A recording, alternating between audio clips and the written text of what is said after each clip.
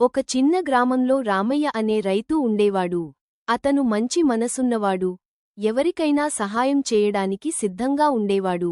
ఒకసారి అడవిలోకి విత్తనాలు తీసుకెళ్తూ పోతుండగా ఒక గాయపడిన కోతిని చూశాడు. ఆ కోతి చాలా బాధపడుతూ కొంగుబాలు కొడుతోంది. దాన్ని చూసిన రామయ్యకి దయ వచ్చింది. అయ్యో, పాపం, ఇది చాలా గాయపడింది.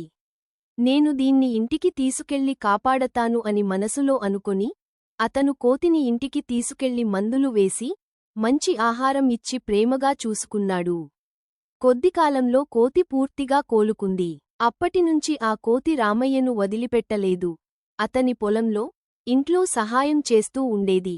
రోజులు గడుస్తుండగా ఒకరోజు రైతు పొలానికి వెళ్లి వచ్చి అలసిపోయి మంచం మీద నిద్రపోయాడు. ఆ సమయంలో రామయ్య మంచం దగ్గరకు ఓ పెద్ద విషపూరిత సర్పం వస్తుంది. వెంటనే ఆ కోతి చూసింది.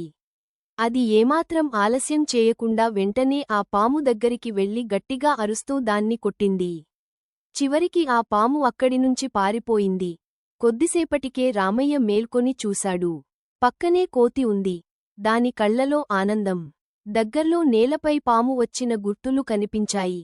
రామయ్య, నన్ను కాపాడినందుకు నీకు జీవితాంతం రుణపడి ఉంటాను. నీవు నిజంగా నా వఫాదార్ స్నేహితుడివి అని అన్నాడు. అప్పటినుంచి ఆ కోతి రామయ్య కుటుంబంలో ఒక సభ్యునిగా మారిపోయింది. అతని అదృష్టం కూడా మారిపోయింది. పొలాల్లో పంట బాగా పండింది. వానలు సరిపోయాయి. ఇంట్లో ఆనందం నిండింది.